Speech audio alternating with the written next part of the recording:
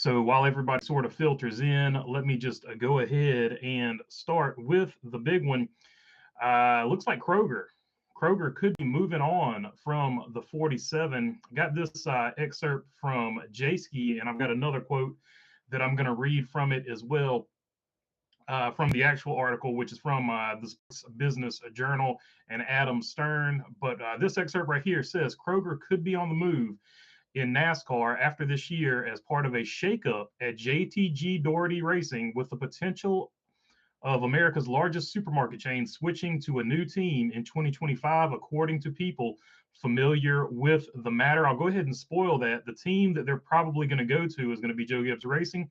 So let's jump down here to this while it says, while terms of Kroger's deal with JTG are unclear, half of the industry execs have identified Kroger as a sponsor that could be on the move next year as part of a possible shakeup with JTG's owner group. I think I just read that. Tad Geschecter also runs his brand activation maximizer agency, and in 2022 it started working with Joe Gibbs Racing. The arrangement raised eyebrows in the NASCAR garage because it involved an owner of a Chevrolet aligned team helping sell sponsorship for a Toyota aligned outfit.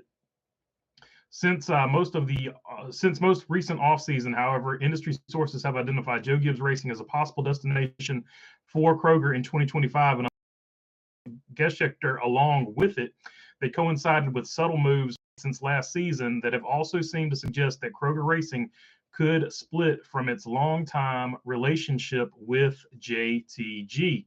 So I think people have seen this coming for a long time, with when basically they started working together with Joe Gibbs. Now he went to school with Joe Gibbs' son JD.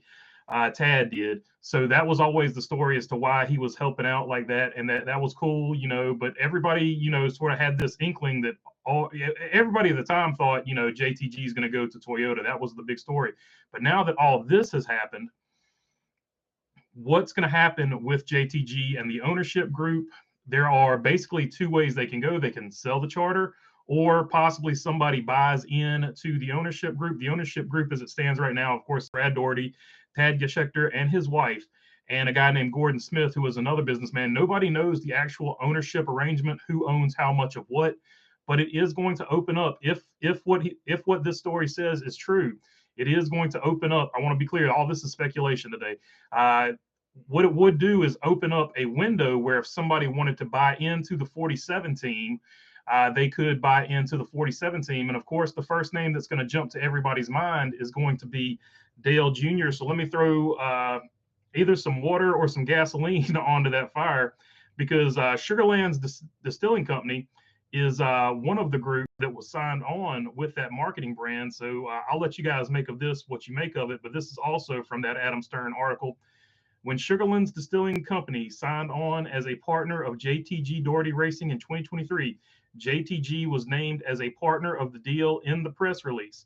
But when Sugarlands announced an extension heading into this season, the press release stated that the deal was between Sugarlands and Kroger Racing, with no mention of JTG. There was also no mention of JTG in an extension announced between Kroger Racing and Treetop Applesauce. Geschecter and his Kroger Racing program have declined comment when asked about possible changes to the team next year, while April Pence, head of communications and engagement for Kroger, wrote in an email last week that the company is focused on the 2024 season. Joe Gibbs Racing also declined comment. Smith, the entrepreneur who owns another stake, Gordon Smith is who they're referring to here, did not respond to requests for comment about the future of the team either. So there you go. So there is your. So we'll start with Dale Jr., because that's the one that probably everybody wants to talk about. If the ownership is opening, that would be an opportunity for Dale Jr. to buy into a team. So there is that aspect. There are also other team owners who are interested in a charter. I could see an RCR buying in to that as well. And Trackhouse, they like to do crazy stuff too. So I think those could be three possible teams that are interested in buying into an extra charter, even though they might not have full control of it. We've seen RCR basically do it with some other groups who they were tightly aligned with. They might have had, not necessarily an ownership stake, but, they had Ty Dillon driving the 13 car over there. So I think RCR would have to be one you think about, and that would be a good place to put Austin Hill. Dale Jr., obviously, if he wanted to buy into it. Now, Dale Jr. has said multiple times he wants to have the majority control at the very least. He actually just wants to own the whole thing. So pour a little bit of cold water there.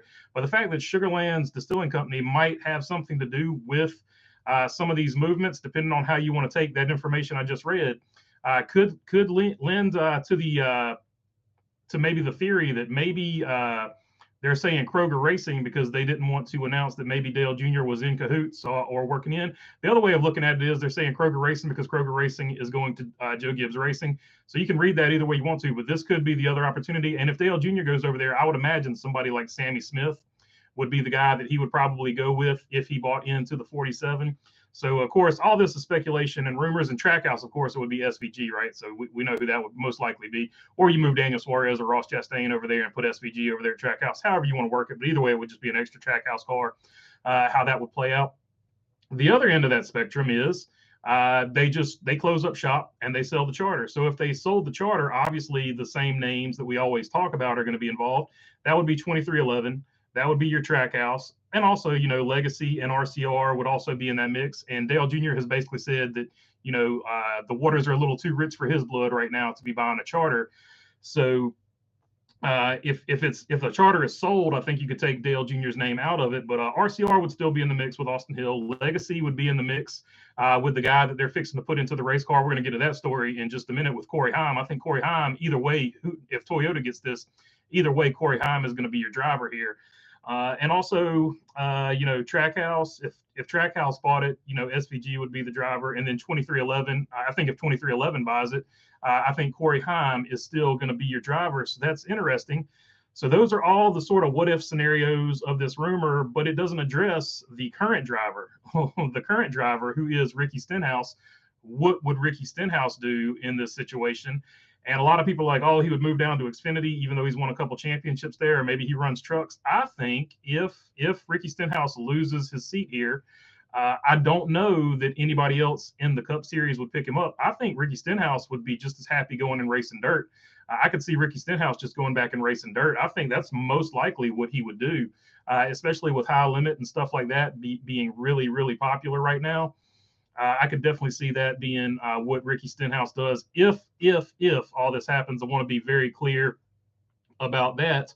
But with that being said, of course, the other big news today was that Erik Jones, after being released from the Birmingham, Alabama Medical Center, he went back home to Charlotte, and he was still having back pain, I guess. So he got another checkup, and he has a fracture of his lower vertebrae.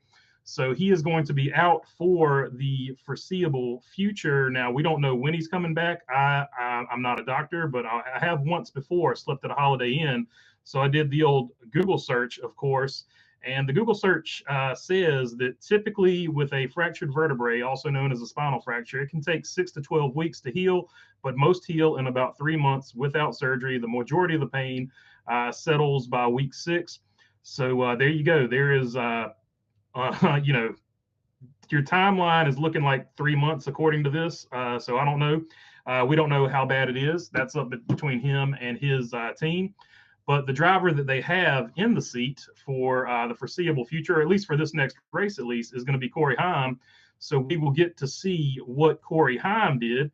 So obviously the wreck that caused this was when all the Toyota cars were drafting, and kind of a serious situation. So a couple of people sent me some interesting tweets or responses, either from Instagram.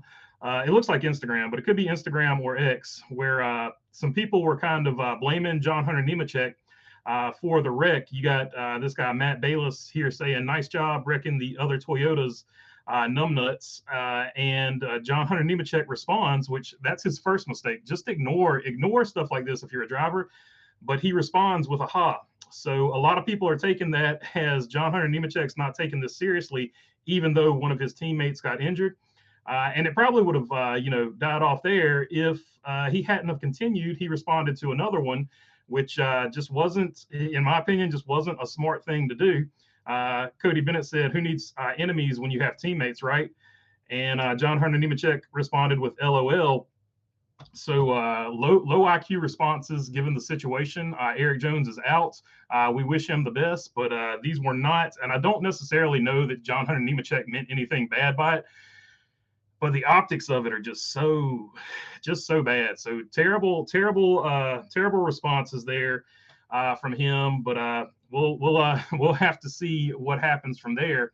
But on top of that, it's just been a big day for news. On top of that, we got the All-Star format was released today.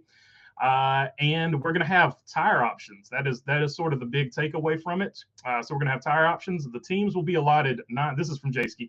The teams will be allotted 9 sets of tires for the weekend event. For practice, qualifying, and heat races and the opens, teams will be allotted 3 sets of prime tires, 2 sets of option tires. For the All-Star race, teams will have 2 sets of primes and options. All 4 tires on the car must be of the same type at all times.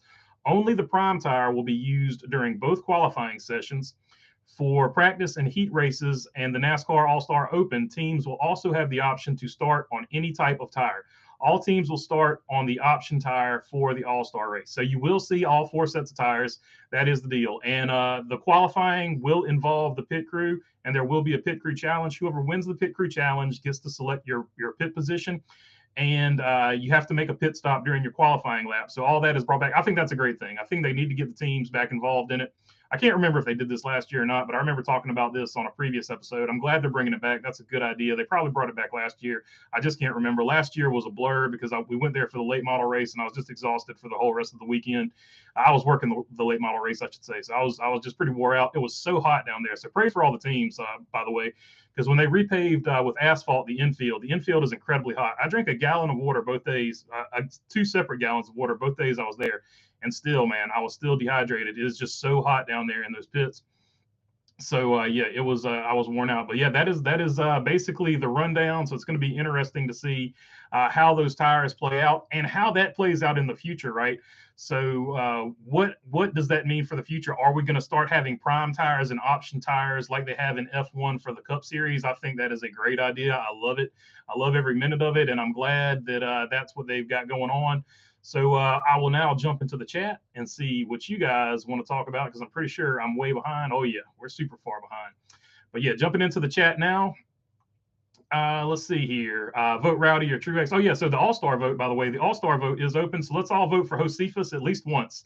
Let's vote for Josephus every day. Let's get Carson Hocevar in the All-Star race, because that's just the way it needs to go.